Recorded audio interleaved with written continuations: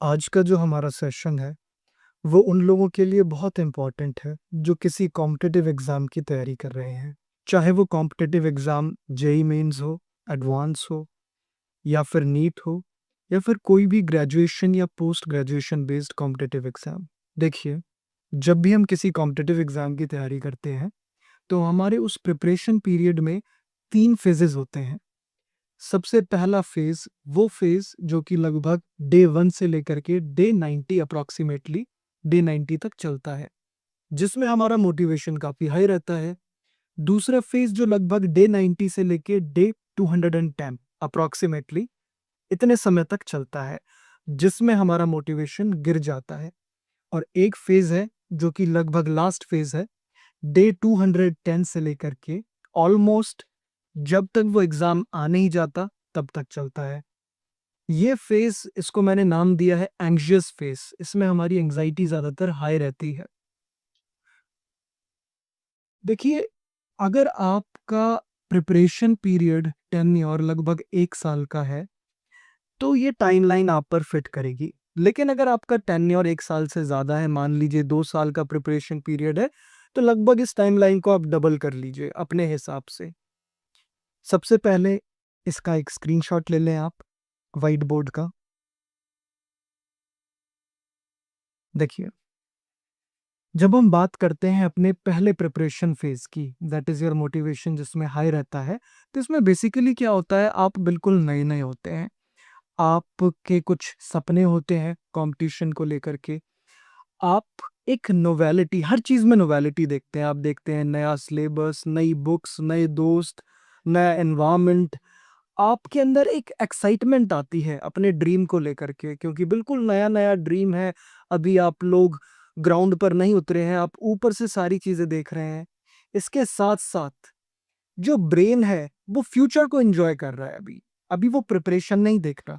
अभी जो फ्यूचर से मिलने वाला डोपामाइन है, वो हावी है। इस वजह से ये जो फ़ेज़ है, ये डोपामाइन फ़ेज़ है, हाई डोपामाइन फ़ेज़ है। इसके साथ-साथ extrinsic motivational factors. Extrinsic motivation का मतलब कुछ ऐसे बाहरी फैक्टर्स जो आपको मोटिवेशन प्रोवाइड कर रहे हैं। मतलब मोटिवेशन आंतरिक तौर पर नहीं आ रही है। बाहरी से मेरा मतलब है, जैसे शुरू-शुरू में पेरेंट्स बड़े खुश हैं। पेरेंट्स की कुछ एक्सपेक्टेशंस हैं जो कि पॉज़िटिवली आ रही है और आप उसे पॉज़िटिवली एक्सेप्ट कर रहे हो, क्योंकि अभी आप ग्राउंड को आपने नहीं समझा, अभी प्रिपरेशन को आपने नहीं समझा। पूरा-पूरा कॉन्फिडेंस है, टीचर्स मोटिवेटेड हैं। आप जो लेक्चर्स सुन रहे हो, चाहे वो ऑफ़लाइन हो, चाहे ऑनलाइन हो, या फिर आप कहीं से भी पढ़ाई कर रहे हो, तो रिसोर्सेज़ बिल्कुल नए हैं। तो वो न्यूनेस एक अलग तरीके की एक्सट्रिंसिक मोटिवेशन आपको प्रोवाइड कर रही है। हालाँकि एक्सट्रिंसिक मोटिवेशनल फैक्टर्स ज़्यादा समय तक नहीं टिकते,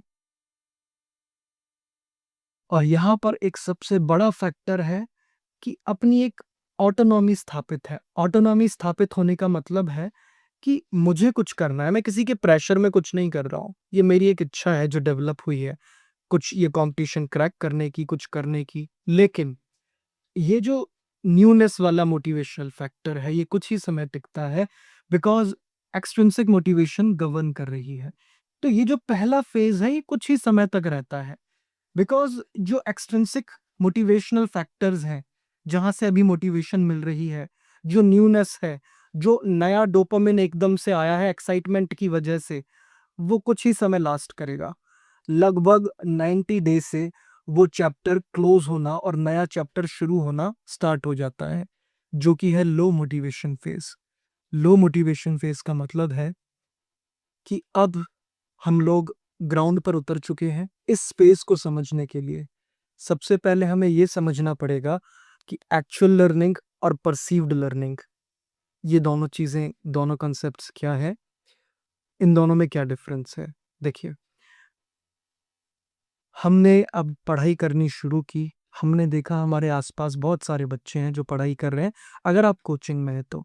या फिर आपने क्या देखा, आपने ये देखा कि एक कांसेप्ट जिसको हम कहते हैं साइकोलॉजिकल डिस्टेंसिंग, इसका मतलब ये है कि अभी तो एक न्यूनेस वाला फैक्टर था। अभी गोल का रिवॉर्ड भी कहीं न कहीं फ्यूचर से रिलेटेड दिमाग में चल रहा था, तो मज़ा आ रहा था। लेकिन अब क्या हुआ, धीरे-धीरे पता चला कि वो जो गोल का रिवॉर्ड है वो काफ़ी दूर है, वो लगभग 1 साल दूर है। अब जब ब्रेन ने ये समझा कि वो लगभग 1 साल दूर है, तो ब्रेन ने उसे अनरियल मानना शुरू कर दिया और जो बीच में छोटे-छोटे रिवॉर्ड्स, जो इमीडिएट ग्रेटिफिकेशन देने वाले रिवॉर्ड्स हैं, उन्हें रियल मानना शुरू कर दिया। जैसे एग्ज़ाम्पल के तौर पे मुझे आज ही क्या रिवॉर्ड मिल सकता है? फ़ोन चला लेता हूँ, घूमने चला जाता हूँ, दोस्तों के साथ घूम लेता हूँ। मतलब ये जो छोटे-छोटे रिवॉर्ड्स थे, जो इमीडिएट ग्रेटिफिकेशन दे रहे थे, उन्हें ब्रेन ने सच मानना शुरू कर दिया और कहीं न कहीं ये जो गोल वाला रिवॉर्ड था, जो दिमाग में चल भी रहा था, वो खो गया। जिसकी वजह से पढ़ाई में थोड़ी-सी कमी आनी शुरू हो गई, शेड्यूल में डिस्ट्रैक्शंस थोड़े हावी हो गए और इसके साथ-साथ आस-पास के जो स्टूडेंट्स हैं, जो पहले दोस्त थे बट अब एक कॉम्पिटिशन बन चुके हैं, उन कॉम्पिटिशन की वजह से एक अलग से प्रेशर फ़ील होना शुरू हो गया। उस प्रेशर को फ़ील होने के बाद इस साइकोलॉजिकल डिस्टेंसिंग के साथ-साथ परसीव्ड लर्निंग ये वाला कॉन्सेप्ट भी एक साथ ही चलता है, दोनों एक दूसरे के साथ ही चलते हैं। मतलब मैं परसीव ऐसा कर रहा हूँ कि वो फेलियर है बट वो एक्चुअली में फेलियर नहीं है। ये बिल्कुल ऐसा है कि मैं तैयारी कर रहा हूँ, मान लीजिए मैं 5-6 घंटे पढ़ रहा हूँ, पढ़ने के बाद मैं मॉक टेस्ट दे रहा हूँ। लेकिन मॉक टेस्ट देने के बाद मैं क्या ऑब्ज़र्व कर रहा हूँ, मेरे marks in comparison with other students लगभग या तो एक समान है या फिर थोड़े कम हैं। तो मेरे को लगने लगा कि ये फेलियर है मेरा। मेरे को लगने लगा कि मैं पढ़ाई तो पूरी कर रहा हूँ बट रिज़ल्ट नहीं आ रहे। तो कहीं न कहीं जो मैं रिज़ल्ट देखना चाह रहा हूँ, वो मैं देखना चाह रहा हूँ कि बाकी बच्चों से मेरे मार्क्स ज़्यादा आ जाएँ। ये एक परसीव्ड रिज़ल्ट मेरा होना चाहिए, जो मेरा परसेप्शन है। बट एक्चुअली जो प्रोग्रेस है, जो रियल प्रोग्रेस है, जो मेरी एक्चुअल लर्निंग है, उसका ग्राफ तो ऊपर जा रहा है। मतलब जो मेरी कमियाँ थी, माइक्रो लेवल पे, वो तो इम्प्रूव हो रही हैं। कैसे? कॉन्सेप्ट्स जो क्लियर नहीं थे वो मैं क्लियर करता जा रहा हूँ। पूरी-पूरी कोशिश कर रहा हूँ अपने ऊपर और कंट्रोल स्थापित करने की। तो कहीं न कहीं मैं क्या देख रहा हूँ कि जो रियल लर्निंग है, वो तो बढ़ रही है लेकिन वो परसेप्शन में नहीं आ रही, वो मेरी समझ में नहीं आ रही। मुझे बाकी एनवायरनमेंट को देख कर के ऐसा लग रहा है कि मेरा ग्राफ डाउन जा रहा है। मतलब एक्चुअल लर्निंग तो जैसे ऊपर जा रही है, बट जो मैं समझ रहा हूँ लर्निंग, परसेप्शन, परसीव्ड लर्निंग का मतलब है, जो मैं समझ रहा हूँ। जो रियल है वो नहीं, जो मुझे समझ में आ रही है। जो एक वहम मेरे दिमाग में पैदा हो रहा है, वो ये हो रहा है कि धीरे-धीरे मेरा ग्राफ नीचे जा रहा है। क्यों? क्योंकि जो प्रोग्रेस है या मेरी वर्थ है, उस प्रोग्रेस या फिर वर्थ को कहीं न कहीं मैं दूसरों के कंपैरिज़न में देख रहा हूँ। कहीं न कहीं मैं अपने एनवायरनमेंट के कंपैरिज़न में देख रहा हूँ। कहीं न कहीं मैं मार्क्स के रिस्पेक्ट में देख रहा हूँ। मार्क्स के कंपैरिज़न में देख रहा हूँ। लेकिन एक चीज़ ध्यान रखो जैसे मान लीजिए आप लोग जिम जाते हैं, बॉडी बिल्डिंग शुरू ही करते हैं, वर्कआउट शुरू ही करते हैं, तो विदिन 3 मंथ्स कुछ रिज़ल्ट नहीं आता, आपको देखने को कुछ रिज़ल्ट नहीं मिलता। वो है परसीव्ड रिज़ल्ट कि आप जो देख पा रहे हैं। लेकिन क्या रियलिटी में प्रोग्रेस नहीं हो रही? बट रियलिटी में माइक्रो लेवल पर तो प्रोग्रेस हो रही है ना? हालाँकि रिज़ल्ट 3 महीने बाद दिखेंगे। लेकिन अगर मैं 3 महीने से पहले से ही अपने जो परसीव्ड प्रोग्रेस मैं समझ पा रहा हूँ कि नहीं हो रही और मैं छोड़ दूँ वो काम, तो जो एक्चुअल प्रोग्रेस होनी थी वो भी रुक जाएगी। तो यहाँ पर परसीव्ड लर्निंग भी गलत जा रही है मेरी, जिसकी वजह से साइकोलॉजिकल डिस्टेंसिंग का और ज़्यादा मेरे पर प्रभाव पड़ रहा है। जिसकी वजह से मैं और ज़्यादा डिस्ट्रैक्शंस को एंटरटेन कर रहा हूँ। साइकोलॉजी में एक थ्योरी है, जिसको कहते हैं सेल्फ डिटर्मिनेशन थ्योरी। बेसिकली ये मोटिवेशन को डिफाइन करती है। इसके हिसाब से मोटिवेशन इक्वल्स टू ए मतलब ऑटोनॉमी, सी मतलब कॉम्पिटेंस और आर मतलब रिलेटेडनेस। इन तीनों को हम समझेंगे। सबसे पहले समझ लेते हैं ऑटोनॉमी क्या चीज़ है। देखिए, ऑटोनॉमी का मतलब है कि मैं कोई स्पेसिफिक काम खुद करना चाहता हूँ, मेरे ऊपर कोई एक्सटर्नल प्रेशर नहीं है। मतलब I want to, I have to नहीं।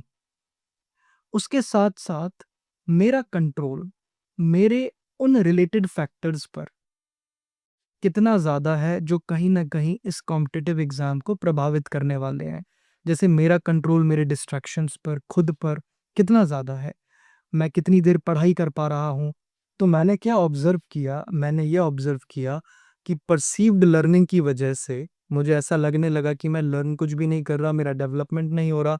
साइकोलॉजिकल डिस्टेंसिंग की वजह से कहीं न कहीं मैं डिस्ट्रैक्शंस को और ज़्यादा एंटरटेन करने लग गया। इसकी वजह से मैंने ये ऑब्ज़र्व किया कि जो पहले ऑटोनॉमी थी शुरू में आई वांट टू वाली स्टेटमेंट आती थी कि मैं खुद से करना चाह रहा हूँ, ये गोल अचीव करना चाह रहा हूँ। बट अब एक प्रेशर जैसी फीलिंग आने लग गई है, क्योंकि अब मेरा फ़ोकस दूसरों से आगे बढ़ना है। अब मेरे जो पेरेंट्स हैं, वो मुझे एक एक्सटर्नल प्रेशर डालने लग गए हैं मेरे मार्क्स को देख कर के। कहीं न कहीं मैं अपने टीचर्स को ऑब्ज़र्व कर रहा हूँ और यहाँ पर कन्फर्मेशन बायस लगता है। कन्फर्मेशन बायस का मतलब है, अब मेरे एनवायरनमेंट में जो इंसान मुझसे कुछ भी कहेगा, मेरे एग्ज़ाम को लेकर के, प्रिपरेशन को लेकर के, तो मुझे कहीं न कहीं ऐसा लगने लगेगा कि वो मुझे ताना मार रहा है। या फिर एक एक्सटर्नल प्रेशर क्रिएट कर रहा है। क्यों? क्योंकि मैंने क्या ऑब्ज़र्व किया, मैंने ऑब्ज़र्व किया कि मेरी प्रोग्रेस डाउन जा रही है, परसीव्ड प्रोग्रेस डाउन जा रही है। ऐसा मेरा परसेप्शन है। तो ब्रेन क्या करेगा, वही नेगेटिव पॉइंट्स उठा लेगा जो मेरे बिलीफ सिस्टम्स को जस्टिफाई करते हैं। इसकी वजह से आई हैव टू जो स्टेटमेंट पहले आई वांट टू थी, वो आई हैव टू हो गई, प्रेशर बना, एक्सटर्नल प्रेशर, जिसकी वजह से अब मजबूरी लगने लगी पढ़ाई करना, जिसकी वजह से प्रिपरेशन अब मजबूरी लग रही है। उसी वजह से अब एक अवॉइडेंस क्रिएट होगा। कैसे? अब जब भी पढ़ने बैठूँगा, तो मजबूरी वाली फीलिंग आएगी, एक प्रेशर वाली फीलिंग आएगी, एक स्ट्रेस आएगा, जो क्या करेगा, एक कोपिंग मैकेनिज़्म बना देगा मेरे अंदर। कोपिंग मैकेनिज़्म का मतलब है कि स्ट्रेस आया, मजबूरी जैसा फ़ील हुआ तो अवॉइड कर लें, छोड़, नहीं करते, अभी तो बहुत टाइम पड़ा हुआ है, आगे देख लेंगे। तो मैंने क्या किया, प्रोक्रेस्टिनेट करना शुरू कर दिया, अवॉइड करना शुरू कर दिया बेसिकली। कोपिंग मैकेनिज्म क्या होता है कि जब भी हम अपनी लाइफ में स्ट्रेस या कोई भी नेगेटिव इमोशन से डील करते हैं, तो हमारा ब्रेन उसको न्यूट्रलाइज करने के लिए कुछ ऐसे कोपिंग मैकेनिज्म बना लेता है, ताकि वो बेसिकली न्यूट्रलाइज हो जाए वो नेगेटिव इमोशन। तो यहाँ पर इसको न्यूट्रलाइज करने के लिए अवॉइडेंस की एक न्यूरल पाथवे डेवलप हो गया है। न्यूरल पाथवे का मतलब कि जब भी मुझे मजबूरी या स्ट्रेस जैसी फीलिंग आई, मैंने उस काम को अवॉइड कर दिया, पढ़ाई को अवॉइड कर दिया। अवॉइडेंस ने क्या किया, और ज़्यादा डिस्ट्रैक्शंस को एंटरटेन करना शुरू कर दिया। जब और ज़्यादा डिस्ट्रैक्शंस आए, तब और ज़्यादा बैकलॉग्स क्रिएट हुए। जब और ज़्यादा बैकलॉग्स क्रिएट हुए, तब और ज़्यादा ऑटोनॉमी डाउन हुई। एक लूप बनना शुरू हो गया। ऐसे ही अब हम बात करते हैं कॉम्पिटेंस की। कॉम्पिटेंस का मतलब है कि मुझे लगता है कि मैं कर सकता हूँ। एक सेल्फ बिलीफ होता है, एक सेल्फ एफिकेसी होती है खुद पर कि मुझे ऐसा बिलीफ है मैं कर लूँगा। शुरू में कॉम्पिटेंस हाई होता रहे, लेकिन अब क्या हुआ इस फ़ेज़ में आकर के, जब मैंने देखा ऑटोनॉमी डाउन जा रही है, जब मैंने देखा मेरी परसीव्ड लर्निंग डेवलपमेंट डाउन जा रहा है, तो मुझे ऐसा लगने लग गया कि मैं नहीं कर पाऊँगा, मेरे लिए नहीं है। ये मेरे लिए रास्ता नहीं है, या फिर कहीं न कहीं कॉम्पिटेंस थोड़ा ब्लर होना शुरू हो गया, डाउन होना शुरू हो गया। इसी के साथ-साथ ऑटोनॉमी, कॉम्पिटेंस और तीसरा सबसे important factor that is relatedness. Relatedness का मतलब है एक सेंस ऑफ कनेक्शन या फिर एक बिलॉन्गिंगनेस अपने ग्रुप के साथ। मान लो आपका कोई स्पेसिफिक गोल है और उस गोल को कुछ स्पेसिफिक लोग प्रिपेयर कर रहे हैं, तो उनके बीच एक कनेक्टेडनेस। लेकिन यहाँ पर क्या हो रहा है? यहाँ पर तो ये हो रहा है, जो हमारे पुराने दोस्त दोस्त लोग थे, उनसे तो कनेक्शन कट ही गया, लेकिन इसके साथ-साथ ये जो मेरे नए फ्रेंड्स बने थे ना शुरू वाले फ़ेज़ में, एक्साइटमेंट वाले फ़ेज़ में, वो मेरे कॉम्पिटिशन या फिर कंपैरिज़न के एक फैक्टर बन चुके हैं। जिसकी वजह से रिलेटेडनेस वाला फैक्टर तो बिल्कुल उल्टा चल रहा है। सोशल लाइफ़ बिल्कुल जा चुकी है, आइसोलेशन आ चुका है। अब मैंने क्या ऑब्ज़र्व किया, मेरे मोटिवेशन के तीनों ही फैक्टर्स डाउन हैं, तो ये वाला फ़ेज़ मेरे को और ज़्यादा डिमोटिवेट करना शुरू कर देगा, जिसकी वजह से इस पूरे फ़ेज़ में मैं पढ़ाई को लेकर के एक स्लगिशनेस, एक प्रोक्रेस्टिनेशन, एक अवॉइडेंस जैसा फ़ील करना शुरू कर दूँगा। अब आता है मेरा अगला और लास्ट फेज, जब एग्जाम पास आने लग जाता है, जिसको हम कहते हैं एंग्जियस फेस। लगभग डे 210 के बाद ही शुरू हो जाता है। एंग्जियस फेज में क्या होता है कि यहाँ पे जो साइकोलॉजिकल डिस्टेंसिंग वाला फैक्टर था, कि मैं अभी यहाँ पर था, अभी बहुत समय था गोल को अचीव करने के लिए, लेकिन यहाँ पर अब क्या हो गया है, मैं पास में आ गया हूँ। पहले मैं दूर था गोल के, अब मैं पास आ चुका हूँ और गोल बिल्कुल पास है, जिसकी वजह से अर्जेंसी क्रिएट हो रही है। पहले मुझे गोल अनरियल लगता था, ये मेरा परसेप्शन था, लेकिन अब मुझे गोल रियल लगने लग गया है, जिसकी वजह से अर्जेंसी क्रिएट हो गई है। अर्जेंसी क्या कर रही है? अर्जेंसी हाई वैल्यू क्रिएट कर रही है उस गोल को लेकर के। एक मोटिवेशन का और फॉर्मूला होता है, जिसमें आपकी वैल्यू कितनी है गोल के प्रति ये देखा जाता है, और एक्सपेक्टेंसी मतलब आपका बिलीफ कि आप वो अचीव कर पाओगे वो कितना है। वैल्यू जो आप गोल को देते हो कि उस गोल की वैल्यू आपके नजरिए में कितनी है। पहले वो डाउन थी बिकॉज उस वक्त सिचुएशन बीच में ऐसी बन चुकी थी, मोटिवेशन डाउन था, साथ में वो गोल अनरियल लग रहा था क्योंकि दूर था। लेकिन अब वो गोल पास आ चुका है तो वैल्यू भी बढ़ गई है। बट एक एंग्जियस कॉम्बिनेशन होता है जब वैल्यू बढ़ जाती है और एक्सपेक्टेंसी डाउन हो जाती है। वैल्यू बढ़ गई है लेकिन एक्सपेक्टेंसी कि मैं इस गोल को अचीव नहीं कर पाऊंगा, ये मेरे लायक नहीं है। क्यों ये ऐसा क्यों हुआ? हमने लास्ट फेज में समझा, सारा गड़बड़ हो गया था ना लास्ट फेज में, अवॉइड करने लग गए थे, तो कहीं ना कहीं पढ़ाई में अवॉइडेंस आ गया तो प्रिपरेशन तो डाउन चली गई, जिसकी वजह से अपने आप एक्सपेक्टेंसी तो यही नेगेटिव क्रिएट होगी कि मैं नहीं कर पाऊंगा, बट वैल्यू हाई जा रही है तो एंजाइटी क्रिएट होगी। एंजाइटी क्रिएट होगी तो वर्किंग मेमोरी लो हो जाएगी। वर्किंग मेमोरी का मतलब है कंसंट्रेशन लो हो जाएगा। वर्किंग मेमोरी का मतलब है कंसंट्रेशन डाउन हो जाएगा, इसे अभी ऐसा समझो। इसके साथ साथ अब मैंने जो पुराना कोपिंग मैकेनिज्म था, जिसका मैंने न्यूरल पाथवे बना लिया था, न्यूरल शॉर्टकट बना लिया था, वो क्या था? अवॉइडेंस, वापस एक्टिव हो जाएगा। अब जैसी एंजाइटी फील होगी मैं अवॉइड करना शुरू कर दूंगा सिचुएशन को। इसलिए आपने देखा होगा जब एग्जाम पास आते हैं तो आपको पता है एग्जाम पास आ रहे हैं, अर्जेंसी फील भी होती है, एंजाइटी फील भी होती है, लेकिन आप पढ़ने बैठते हैं तो आप पढ़ाई को अवॉइड कर देते हैं। अवॉइडेंस कोपिंग मैकेनिज्म बन जाएगा। यहीं पर एक बहुत अच्छा लॉ आता है, एक कंसेप्ट आता है जिसको कहते हैं द यर्कस डॉडसन लॉ।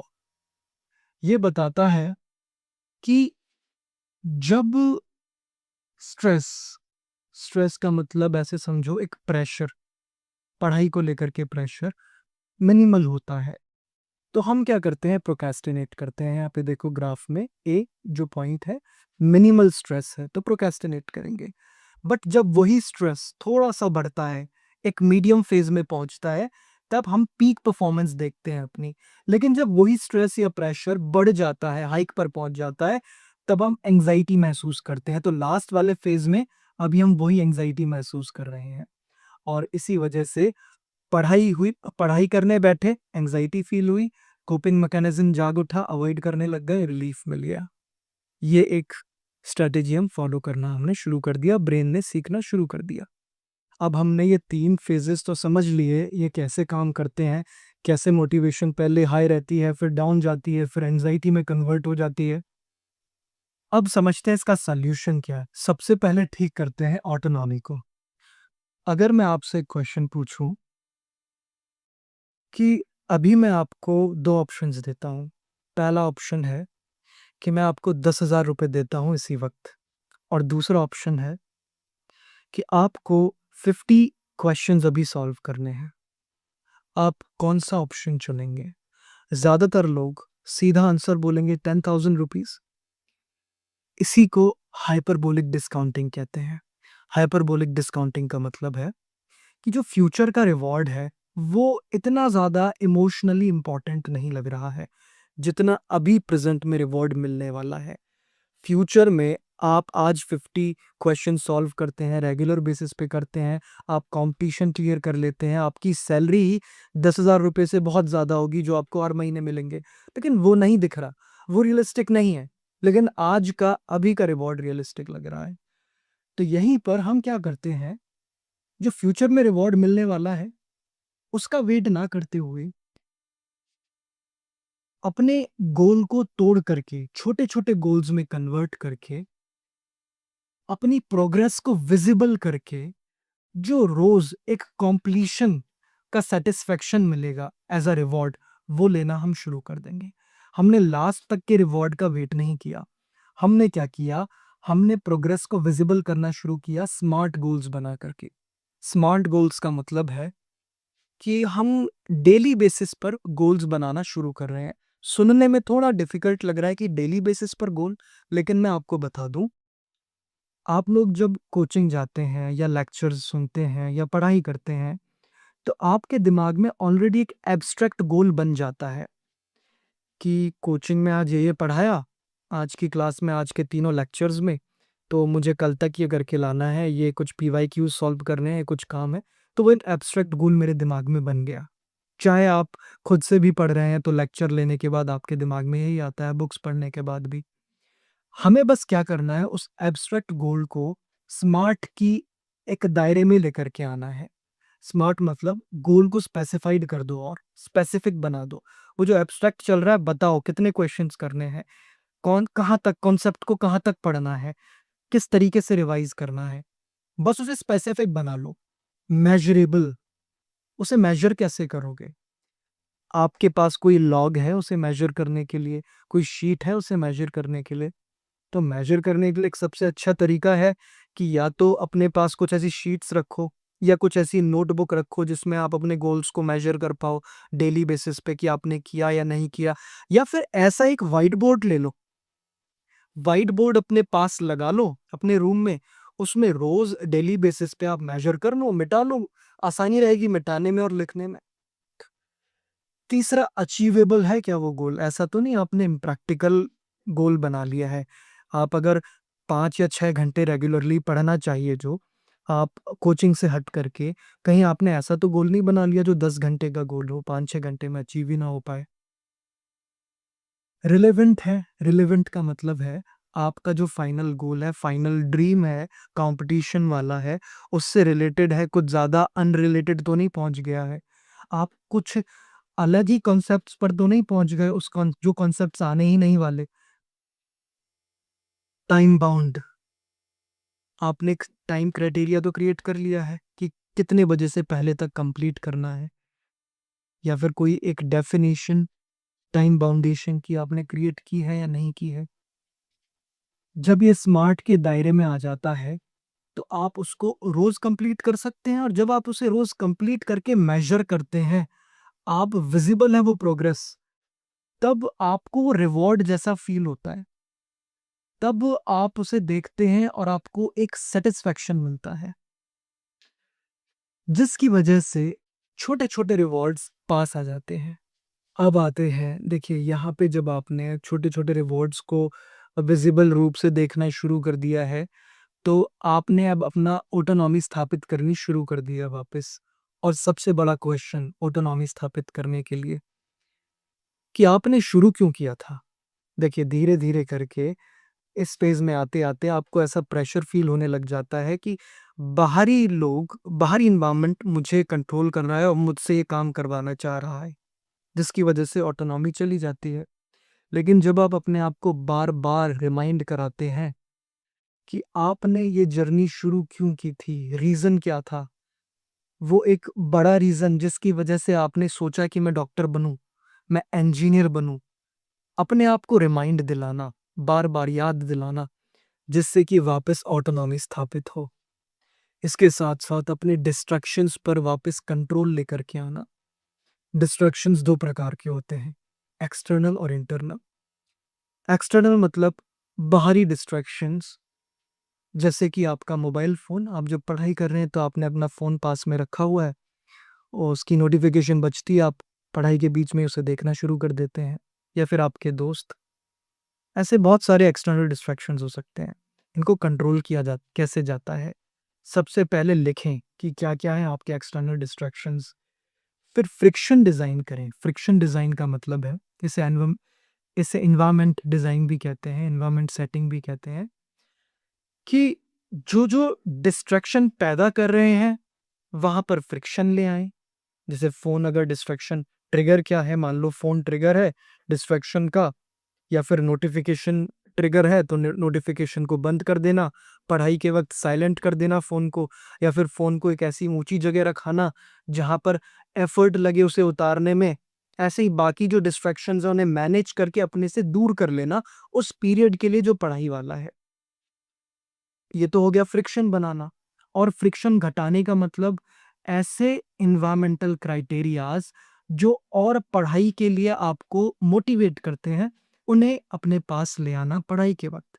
जैसे मान लो आपको अच्छी फ्रेग्रेंस से काम महसूस होता है, तो उस वक़्त आप कुछ हल्का-फुल्का फ्रेग्रेंस वाला कुछ वहाँ पे आस-पास लगा सकते हैं। या फिर ऐसे मान के चलिए आपको थोड़ी-सी हल्की लाइट में मतलब एक होता है बहुत ज़्यादा विज़िबल लाइट बट उससे थोड़ी-सी हल्की लाइट ज़्यादा सूदिंग लगती है पढ़ाई के लिए, तो आप ऐसा कुछ डिज़ाइन कर सकते हैं। आप यहाँ पर कंडीशनिंग स्थापित कर सकते हैं। एनवायरमेंटल सेटिंग में कंडीशनिंग का मतलब है एग्ज़ाम होने वाला है टेबल चेयर पर, तो अपने आप को फ़ोर्स करें कि आप टेबल चेयर पर ही बैठे कर पढ़ें, ना कि बेड पर। अब आप एनवायरनमेंट डिज़ाइन कर रहे हैं। एक स्पेसिफिक टाइम को लेकर के पढ़ाई को और ज़्यादा एम्पावर करें। मतलब जैसे मान लीजिए एग्ज़ाम होने वाला है एक स्पेसिफिक टाइमिंग के बीच, अलग-अलग एग्ज़ाम्स के अलग-अलग टाइमिंग है। उसी टाइमिंग के बीच आप अपने मॉक टेस्ट या फिर हाई कंसंट्रेशन वाले स्टडी पीरियड्स रखें। इंटरनल डिस्ट्रैक्शंस 2 प्रकार से समझेंगे। एक ब्रेन के लेवल पे, एक साइकोलॉजिकल लेवल पे। जो हमारा ब्रेन है, ब्रेन का जो ये वाला पार्ट है जिसे प्रीफ्रंटल कॉर्टेक्स कहते हैं, माथे के जस्ट पीछे वाला पार्ट, यहाँ पर जो होता है प्रीफ्रंटल कॉर्टेक्स बेसिकली आपके अटेंशन, आपके डिसीजंस इनको कंट्रोल करता है और जो लिम्बिक सिस्टम होता है, वो आपकी अर्जेस, आपका कंफर्ट, आपका अभी जो इमीडिएट प्लेज़र मिल रहा है, उस वाले पार्ट को कंट्रोल करता है। हालाँकि पीएफसी उस पर एक तरीके से गार्ड की तरह खड़ा रहता है। अगर पीएफसी कमज़ोर है, तो आपका सिक्योरिटी गार्ड कमज़ोर है। तो आपका मन बहुत जल्दी प्रभावित हो जाएगा इमीडिएट प्लेज़र्स पर, इमीडिएट स्टिम्युलेशंस पर। हमें प्रीफ्रंटल कॉर्टेक्स को बिल्कुल इसी तरीके से मज़बूत करना है, जैसे हम अपने बाइसेप्स को ट्रेन करते हैं जिम में। हमें क्या करना है इसको ट्रेन करने के लिए? डिस्कम्फर्ट को एम्ब्रेस करना है। पूरे दिन में जहाँ-जहाँ, जो-जो काम आपको अनकम्फर्टेबल लग रहे हैं, छोटे काम हैं, बहुत छोटे काम हैं, जैसे मान लो ठंडे पानी से नहाना अनकम्फर्टेबल लग रहा है, तो नहा लो।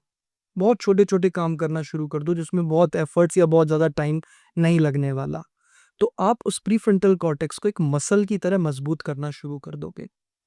दूसरा, आपको क्या करना है बेसिकली जो इमीडिएट प्लेजर्स हैं या फिर इमीडिएट स्टिमुलेशंस हैं, उनको आगे के लिए प्रोक्रेस्टिनेट कर देना है।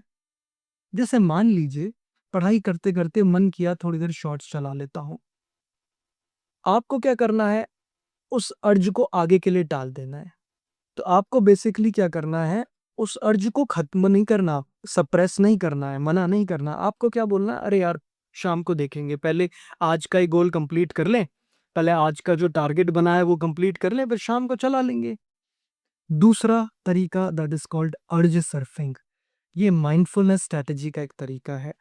इसके लिए थोड़ी-सी प्रैक्टिस करनी होती है, एक टूल है, अगर आपने करना शुरू कर दिया, तो ये आगे तक बहुत हेल्प करेगा। यहाँ पर आपको क्या करना है, जब आप पढ़ाई कर रहे हैं और पढ़ते-पढ़ते आपका मन किसी भी काम को करने को करा, जो प्लेज़र देने वाला है तुरंत, तो आपको क्या करना है, बस जो अर्ज पैदा हुई है, उसको ऑब्ज़र्व करना है। अर्ज किसी न किसी बॉडी पार्ट पर ज़रूर सेंसेशन के रूप में आई होगी। आप पढ़ाई कर रहे हैं, पढ़ते-पढ़ते एकदम से मन किया फ़ोन चला लेता हूँ। तो मैंने ऑब्ज़र्व किया मेरे चेस्ट में या फिर पेट की तरफ एक अलग-सी सेंसेशन आई, एक्साइटमेंट जैसी सेंसेशन। आपको क्या करना है, तुरंत रुकना है और ये ऑब्ज़र्व करना है कि जो अर्ज पैदा हुई, ये किसी न किसी बॉडी पार्ट पर सेंसेशन बन कर के ज़रूर आई होगी। तो आपने ऑब्ज़र्व करना है कि पेट, चेस्ट कहीं पर कुछ सेंसेशन फ़ील हो रही है, कुछ ऐसा लगेगा शायद एक्साइटमेंट जैसी कोई सेंसेशन। उसको नॉन जजमेंटल तरीके से ऑब्ज़र्व करो। नॉन जजमेंटल तरीके का मतलब है, ये सेंसेशन अच्छी है, खराब है, नहीं। आपको सिर्फ ऑब्जर्व करना है कि अच्छा यहाँ फील हो रहा है, ठीक है, ऐसा फील हुआ। तो जब आप उसे ऑब्जर्व करोगे, आपका मन विचार की तरफ जाए, वापस खींच करके ऑब्जर्वेशन पे ले आओ। कुछ ही सेकंड्स में आप ये पाओगे वो अर्ज अपने आप डाउन हो जाती है। जैसे ही वो अर्ज आपको लगे कि हाँ अब मैनेजेबल है, वापस पढ़ाई पर आ जाओ। इसी प्रक्रिया को कहते हैं अर्ज सर्फिंग। जब हम माइंडफुलनेस की प्रैक्टिस करते हैं, माइंडफुलनेस की प्रक्रिया के अंदर ही आती है, बट और भी तरीके हैं, एक्सरसाइजेज हैं जो माइंडफुलनेस के अंदर आते हैं, जो हम रोज 10 मिनट प्रैक्टिस कर सकते हैं। जैसे ब्रीद इन माइंडफुलनेस, 10 मिनट का टाइमर लगाया, सांसों को ऑब्जर्व किया, सांसों के आने और जाने को ऑब्जर्व किया, सांसों के टच से, जैसे हम अपने हाथ को टच करते हैं तो स्किन पर सेंसेशन होती है, वैसे ही नाक के ऊपरी छोर से लेकर के ऊपर वाले होठ तक, इस एरिया में जो भी सेंसेशन हो रही है उसे ऑब्जर्व किया बिना किसी जजमेंट के। मन विचारों की तरफ जाएगा, बट जैसे ही रियलाइज हो कि मैं तो ये कर रहा था, मैं तो मेडिटेट कर रहा था, वापस मन को खींच करके इधर ले आओ। ये पॉइंट नहीं है कि कितनी बार मन जा रहा है, उसे जाने दो, 1000 बार जा रहा है, 1000 बार जाने दो। इंपॉर्टेंट ये है कि आप जैसे ही आपको रियलाइज हो, आप उसे खींच करके ले आओ। अब चाहे रियलाइजेशन कुछ सेकंड्स बाद हो, चाहे कुछ मिनट्स लग जाए, लेकिन उसे खींच करके वापस सांसों पर ले आना है। रिग्रेट नहीं करना कि मन बार बार थॉट्स की तरफ क्यों जा रहा है। 10 मिनट की ब्रीदिंग माइंडफुलनेस रोज आपके प्रीफ्रंटल कॉर्टेक्स को और ज्यादा मजबूत करती है, आपके अंदर टेंडेंसी पैदा करती है किस चीज की, शॉर्ट टर्म प्लेजर्स या फिर इमीडिएट प्लेजर्स को ज्यादा महत्वता ना देने की, इन कंपैरिजन विद जो इम्पोर्टेंट काम है उसको करने की, जिसकी वजह से प्रीफ्रंटल कॉर्टेक्स मजबूत होने की वजह से जो लास्ट फेज है, इसमें जब एंजाइटी आती है उसको भी मैनेज कर लेता है प्रीफ्रंटल कॉर्टेक्स। जब हमारा प्रीफ्रंटल कॉर्टेक्स स्ट्रांग होने लगता है, हमें अर्ज सर्फिंग प्रैक्टिस में आने लगती है, तब हम हेल्दी रिवॉर्ड सिस्टम बना सकते हैं अपने लिए।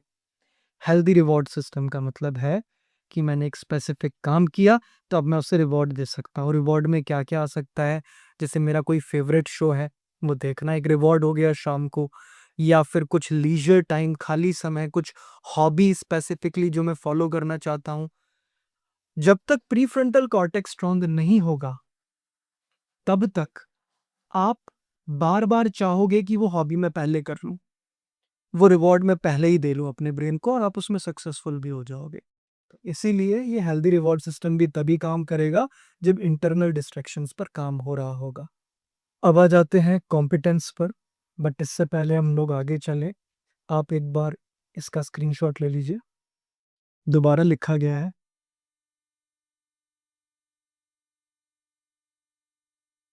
देखिए, कॉम्पिटेंस का मतलब जो हमने पहले समझा था वो था कि मुझे लगता है कि मैं काम कर सकता हूँ। मतलब एक सेल्फ बिलीफ कह लीजिए या फिर एक सेल्फ एफिकेसी कह लीजिए उस काम को लेकर के, कि मैं उस कॉम्पिटिटिव एग्जाम को क्लियर कर सकता हूँ या नहीं। वो हमारी डाउन हो चुकी थी, अब उसे कैसे ऊपर उठाएं। सबसे पहले रिफ्लेक्शन करना शुरू करें। रिफ्लेक्शन का मतलब है मंथली बेसिस पर आप अपनी स्ट्रैटेजीज को रिफ्लेक्ट करें कि इस महीने जो जो मैंने स्ट्रैटेजीज यूज की हैं, क्या मैंने डेली बेसिस पर उन स्ट्रैटेजीज को लेकर के गोल्स अचीव कर पाया या नहीं, या फिर स्ट्रैटेजीज में अब क्या क्या चेंजेस लाने हैं। बहुत सारी स्ट्रैटेजीज होती हैं, जैसे एग्जांपल के तौर पे एक रिवीजन स्ट्रैटेजी मान लीजिए आप लोग यूज कर रहे हैं और करना भी चाहिए, जिसको हम कहते हैं active recalling method. Active recalling method का मतलब है लेक्चर के बाद आपको जो जो समझ में आया, अब आप उसको क्या कर रहे हैं, जल्दी जल्दी कीवर्ड्स के फॉर्म में लिख रहे हैं, बिना देखे नोट्स को, बिना कुछ पॉइंटर्स को विजिबली देखे या सुनते हुए। मतलब खुद रिकॉल करने की कोशिश कर रहे हैं कि क्या क्या सर ने बताया, कीवर्ड्स के रूप में आपने लिख लिया। यही प्रोसेस आप किसी खुद से याद की हुई कंसेप्ट का भी कर सकते हैं, खुद से पढ़ा हुआ कंसेप्ट का भी कर सकते हैं। एक्टिव रिकॉलिंग की प्रैक्टिस, तो उसमें क्या-क्या एडिशन करना है, उस स्ट्रैटेजी में क्या-क्या आपको माइनस करना है, आपको वो रात में रखना है, दिन में रखना है। जो-जो महीने भर का एक्सपीरियंस था, उसके हिसाब से स्ट्रैटेजीज में क्या-क्या चेंजेस लाने हैं। मिस्टेक रजिस्टर बनाना ज़रूरी है। उस मिस्टेक रजिस्टर को मेंटेन करना मंथली, हर मंथ जो भी रिफ्लेक्शन पीरियड आप जिस दिन रखोगे उस दिन देखो कि मैंने क्या-क्या मिस्टेक्स की, उनका मैंने क्या-क्या सॉल्यूशन दोबारा ठीक किया या नहीं, अब मुझे क्या-क्या एडिशन करना चाहिए। मिस्टेक रजिस्टर मतलब एक ऐसा रजिस्टर, जो भी आप गलतियाँ करते हैं, चाहे वो मॉक टेस्ट की गलतियाँ हों, चाहे वो डेली बेसिस की गलतियाँ हों, आप उन क्वेश्चंस और सॉल्यूशन को उसमें लिख लेते हैं, ताकि बाद में आप उस पर रिफ्लेक्ट कर पाएँ। तो उस महीने के एंडिंग में आप रिफ्लेक्ट कर सकते हैं, अपने रिफ्लेक्शन पीरियड वाले दिन। अपने परसेप्शंस को चेंज करना, हर मंथ उस पर काम करना।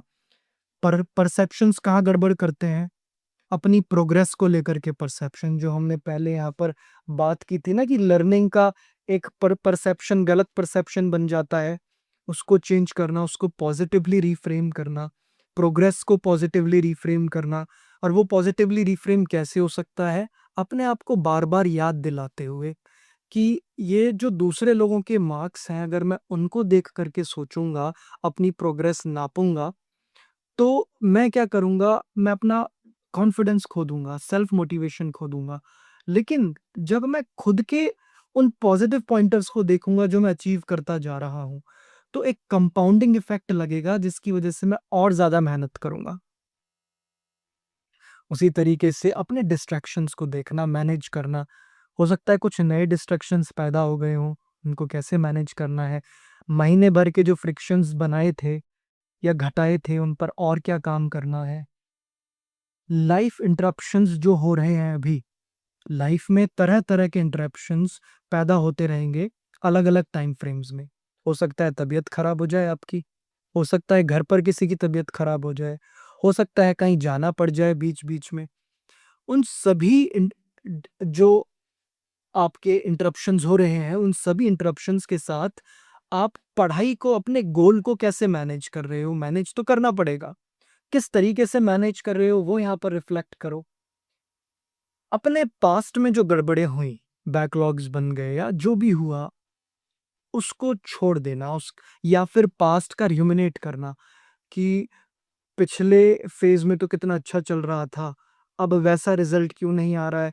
उसको सोच-सोच करके एंग्ज़ायटी को जो आप पैदा कर रहे हो, वहाँ वहाँ से बचना, उसे रिफ्रेम करना कि पास्ट गया, वो फ़ेज़ था, इस वजह से मोटिवेशन फ़ील हो रहा था, अब एक नया फ़ेज़ है, इस पर काम करना है। स्लीप को मैनेज करना सबसे इम्पोर्टेंट है। स्लीप में ही एक प्रोसेस घटित होता है, जिसको कहते हैं memory consolidation. Short term memory जो भी पढ़ा, वो कन्वर्ट होती है लॉन्ग टर्म मेमोरी में, हिप्पोकैम्पस की मदद से, रात को डीप स्लीप में। नींद गड़बड़ा रखी है, रोज़ कोई शेड्यूल फिक्स नहीं है, कभी 10 बजे सो रहा हूँ, कभी रात को 1 बजे सो रहा हूँ, तो मेमोरी कंसोलिडेशन में गड़बड़ होगी, चीज़ें लंबे समय तक याद नहीं रहेंगी, कॉग्निटिव डिक्लाइन देखने को मिल सकता है, ज़्यादा गड़बड़ हुई तो कंसंट्रेशन स्पैन घटना या और भी चीज़ें, कॉग्निटिव फंक्शंस का कम हो जाना। तो स्लीप को फिक्स करना, हर महीने रिफ्लेक्ट करना कि स्लीप ठीक चल रही है, बट उसको ज़्यादा ओवरथिंक या ज़्यादा इम्पोर्टेंस मत दो। ज़रूरत से ज़्यादा नहीं, वरना जानबूझ करके नींद लेट होगी, लेट जाओगे बट नींद नहीं आएगी। नींद को ठीक करने के लिए progressive muscle relaxation technique video है, proper guided progressive muscle relaxation है, आप उसे सुनते-सुनते सो सकते हो, चैनल पर है, देख सकते हो। तो इसको रिफ्लेक्ट करते हुए बैकलॉग्स अगर बन गए हैं तो, बैकलॉग्स को प्लान करना, कितने क्वेश्चंस के बैकलॉग्स बने हैं, कांसेप्ट्स के बैकलॉग्स बने हैं, उनको डेल अपने अगले मंथ का टारगेट बनाना कि रोज़ मुझे लगभग इतना घंटा इन्वेस्ट करना है और ज़्यादा अपने बैकलॉग्स पर। तो कितना घंटा होना चाहिए, आधा घंटा, 40 मिनट्स, कि मेरे बैकलॉग्स कंप्लीट हो जाएँ। वो मैनेज करना। वैराग्य मतलब सैक्रिफाइस। सैक्रिफाइस का मतलब है अपनी, हर महीने जब भी रिफ्लेक्शन पीरियड होगा, तो कोई ऐसा प्लेज़रेबल एक्टिविटी जो गड़बड़ पैदा कर रही है, उसे सैक्रिफाइस कर देना। एग्ज़ाम्पल के तौर पे शॉर्ट्स देखना। दूसरे-तीसरे महीने आपने शॉर्ट्स देखना सैक्रिफाइस कर दिया। जब सैक्रिफाइस करोगे तो वैल्यू इंक्रीज़ होगी। हमने समझा था motivation equals to expectancy into value. Expectancy का मतलब कि मैं कर पाऊँगा इस काम को, वैल्यू मतलब मैं कितनी वैल्यू दे रहा हूँ उस काम को। अब मैंने क्या किया, जब वैराग्य या सैक्रिफाइस किया उस पार्ट को, स्पेसिफिक एक्टिविटी को, तो मैंने इंटरनली वैल्यू इंक्रीज कर दी। वैल्यू क्या करेगी? एक्सपेक्टेंसी को फोर्स करेगी बढ़ने के लिए, जिसकी वजह से आप और ज्यादा मेहनत करोगे खुद से, एक इंटरनल मोटिवेशन की तरह। मोटिवेशन बढ़ेगा तो इस तरीके से हम कॉम्पिटेंस इंक्रीज कर देंगे। अब आते हैं रिलेटेडनेस पर। रिलेटेडनेस हमने समझा था एक सेंस ऑफ कनेक्शन, एक सेंस ऑफ बिलोंगिंगनेस दूसरों के साथ।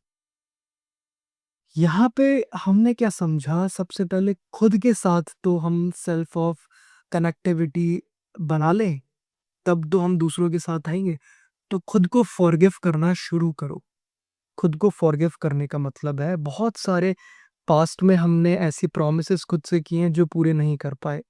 रिफ्लेक्शन पीरियड में पता चलेगा, वहां खुद को फॉरगिव करो। सेल्फ कंपैशन का मतलब है अपने आप को फॉरगिव कर देना, अपने पॉजिटिव पॉइंट्स को देखना, जो जो किए, जो नहीं कर पाए उसको लेकर के ज्यादा खुद को कोसना नहीं, गिल्ट में नहीं जाना। जब जब गिल्ट रहेगा, अगर आप ऐसा सोचोगे गिल्ट मोटिवेट करता है, तो गिल्ट नहीं मोटिवेट करता। वो भी एक एक्सटर्नल मोटिवेशन की तरह है, बस एक छोटी सी स्प्रिंग देता है, उसके बाद वो वापस आपको डाउन ले जाता है।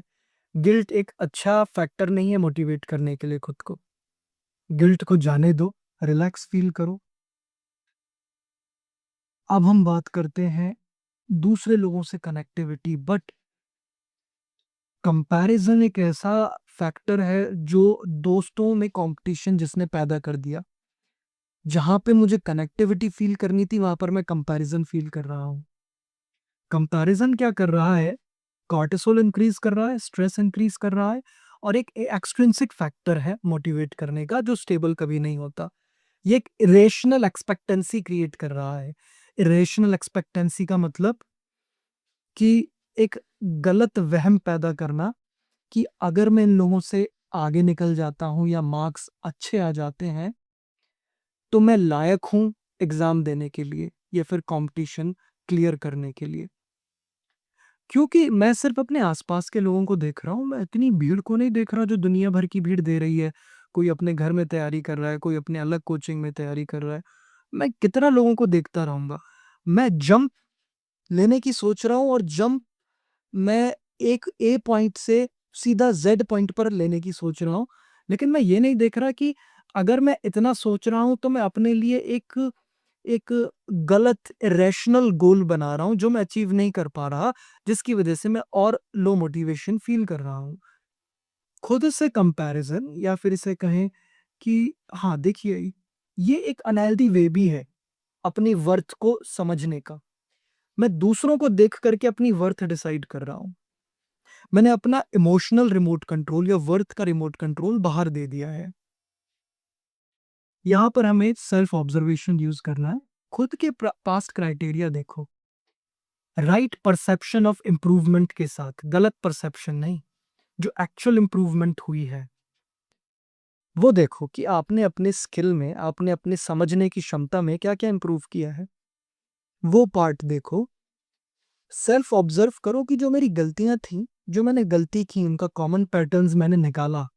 कहाँ पर निकाला? जब मैंने मिस्टेक रजिस्टर बनाया तो मैंने कुछ स्पेसिफिक मिस्टेक्स लिखी, तो मैंने देखा इन मिस्टेक्स का क्या कुछ कॉमन फैक्टर है। कुछ का एग्जाम एंग्जाइटी निकल करके आ रहा है, कुछ का भूल जाता हूँ, मेमोरी से रिलेटेड आ रहा है, कुछ के कंसेप्ट्स क्लियर नहीं थे, तो क्या मैंने उन पर काम किया? अकाउंटेबिलिटी पार्टनर बनाओ, अगर बनता है तो। अकाउंटेबिलिटी पार्टनर का मतलब है एक ऐसा इंसान जो आपको पॉजिटिवली मोटिवेट करे, लेकिन एक दूसरे को एक social pressure, positive social pressure भी क्रिएट करे पढ़ाई को लेकर के। एक दूसरे से पूछे, लॉग्स चेक करे कि आपने ये किया आज, तुमने ये किया आज। कोई भी हो सकता है, आपका अच्छा दोस्त हो सकता है, आपके पेरेंट्स हो सकते हैं, accountability partner. Social support develop करो, अपने आसपास कुछ ऐसे लोग रखो। लोग रखने का मतलब है उन लोगों से अपनी बातचीत बढ़ाओ जो मोटिवेट आपको करते हो पॉजिटिवली, ना कि कॉम्पिटिट या कंपेयर करते हो। इसमें भी कोई भी हो सकता है, इसमें आपके दोस्त, आपके पेरेंट्स, आपके रिलेटिव्स।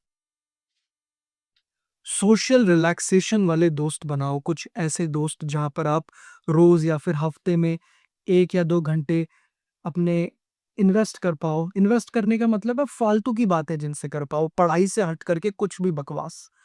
वो बकवास क्या करेगी, आपका जो प्रेशर बन रहा है उसको रिलीज करने का काम करेगी। देखिए, जब आप कोई कंसेप्ट पढ़ते हैं और आप उस कंसेप्ट में डीप जाने का प्रयास करते हैं, तो उस कंसेप्ट के साथ इमोशनल कनेक्टिविटी बढ़ती है, जो और ज़्यादा पढ़ाई को मोटिवेट करती है। लेकिन इसके साथ-साथ जो आपका रिसोर्स है, रिसोर्स मतलब आपके कोई स्पेसिफिक टीचर्स हैं या फिर बुक्स हैं, कुछ भी, उसको सही तरीके से चूज़ करना पहला। दूसरा, उस रिसोर्स के साथ कनेक्टिविटी बनाना, टीचर्स के साथ कनेक्टिविटी बनाना। जब आप टीचर्स के साथ कनेक्टिविटी बनाओगे, अपने फ़ियर ख़त्म करोगे उनके प्रति। अगर आपका फ़ियर है, ये पहले ढूँढना कि मेरा रिसोर्स क्या हो सकता है। अच्छा, मान लो टीचर के प्रति फ़ियर है क्वेश्चन पूछने का और काम भी कर नहीं पा रहे उस फ़ियर पर, तो रिसोर्स बदल दो फिर कुछ समय के लिए या फिर एक सेकेंडरी रिसोर्स रख लो। पहले डिसाइड कर लो इस काम को या रिफ्लेक्शन पीरियड्स में डिसाइड करते रहो। और अगर आप थोड़ी-सी भी मेहनत करके उनके साथ कनेक्टिविटी बिठा लोगे अपने फ़ियर्स ख़त्म करके, आपको एक बेइज़्ज़ती जैसा महसूस जो होता है क्वेश्चन पूछने के बाद, आंसर ना मिलने के बाद या टीचर के कुछ छोटे-मोटे रिमार्क के बाद आपने अगर उस पर काम कर लिया, उसे एक्सेप्ट कर लिया, तो कनेक्टिविटी अच्छी बननी शुरू होगी, इमोशनल कनेक्शन बनेगा जो पढ़ाई को और ज़्यादा मोटिवेट करने वाला है यहाँ पर, ध्यान रखना। और अगर नहीं बना पाते तो सेकेंडरी रिसोर्स ढूँढना बहुत ज़रूरी है। तो इस तरीके से हम लोग रिलेटेडनेस बनाना शुरू कर सकते हैं। हमने तीनों फैक्टर्स पर काम किया, हमने किया ऑटोनॉमी को बढ़ाया, हमने कॉम्पिटेंस को बढ़ाया, हमने रिलेटेडनेस को बढ़ाया। तीनों को बढ़ा करके मोटिवेशन इंक्रीज़ हुआ। यहाँ पर मोटिवेशन बैलेंस होना शुरू हुआ। लेकिन अब जैसे ही एंग्ज़ियस फ़ेज़ आता है तो एंग्ज़ायटी इंक्रीज़ आती है जब दिखता है कि एग्ज़ाम रियल है और पास आने लग रहा है। जब हम ये देखते हैं कि एग्ज़ाम पास आ रहा है, तो परसीव्ड थ्रेट मतलब थ्रेट जैसा परसेप्शन में पैदा होता है कि एक खतरा है। रियल खतरा नहीं है बट क्योंकि पास आ गया, जो अभी तक अनरियल लग रहा था अब रियल है, जिसकी तैयारी की इतनी समय से, खतरा जैसा महसूस हुआ, जिसकी वजह से एंग्ज़ायटी बढ़ेगी। एंग्ज़ायटी बढ़ने की वजह से जो पुरानी लर्न्ड ब्रेन ने लर्न की थी, हमने सबसे पहले समझा था ना कि एंग्ज़ायटी आएगी तो एक कोपिंग मैकेनिज़्म उसने लर्न कर लिया है कि अवॉइड करो ताकि रिलीफ मिले। यहाँ अवॉइडेंस को रिप्लेस करना है। हालाँकि कोपिंग मैकेनिज़्म हमने पहले से ही शुरू कर दिया है प्रैक्टिस करना। अवॉइडेंस को रिप्लेस करना तो वो यहाँ पर सबसे ज़्यादा काम आने वाला है। हमने क्या कोपिंग मैकेनिज़्म चूज़ किए थे? हमने कोपिंग मैकेनिज़्म जैसे ब्रीथिंग माइंडफुलनेस हो गया, जैसे अर्ज सर्फिंग हो गया। अर्ज सर्फिंग यहाँ पर कैसे काम आएगा? मान लो एग्ज़ाम पास आ रहा है, एंग्ज़ियस फ़ील होने लग गए, तो देखो एंग्ज़ायटी को ऑब्ज़र्व करो, कहाँ हो रही है? चेस्ट पर हो रही है? सेंसेशन के रूप में आ रहा है। सेंसेशन को ऑब्ज़र्व करो बिना किसी जजमेंट के, ना अच्छी है ना खराब, बस एक सेंसेशन है। वही फ़ॉर्मूला जो माइंडफुलनेस का है अप्लाई करना है।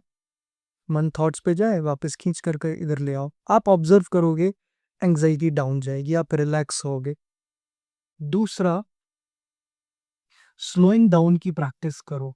स्लोइंग डाउन का मतलब है कि इस पीरियड में आपको एक जल्दबाज़ी महसूस होगी अपने हर एक काम में। वहाँ स्लो हो जाओ। इवन खाना भी खा रहे हो तो धीरे-धीरे खाओ, ऑब्ज़र्व करते हुए खाओ, माइंडफुलनेस लेकर के आओ।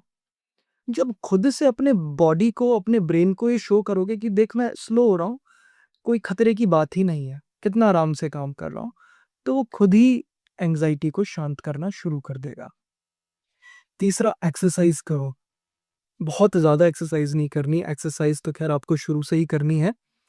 एक्सरसाइज़ हार्मोनल बैलेंस क्रिएट करती है। कुछ ऐसे स्पेसिफिक हार्मोन्स हैं, जैसे डोपामाइन हो गया, जैसे सेरोटोनिन हो गया, नोरेपेनेफ्रिन हो गया। ये बेसिकली आपके मूड रेगुलेशन के लिए ज़रूरी होते हैं। एक्सरसाइज़ करने से सीक्रेट होते हैं। कॉर्टिसोल बैलेंस्ड रहता है। जो एंग्ज़ायटी हो रही है, जो फ्लाइट मोड जैसा फ़ील हो रहा है, एंग्ज़ियस सिचुएशन जैसा फ़ील हो रहा है, वो शांत हो जाएगा।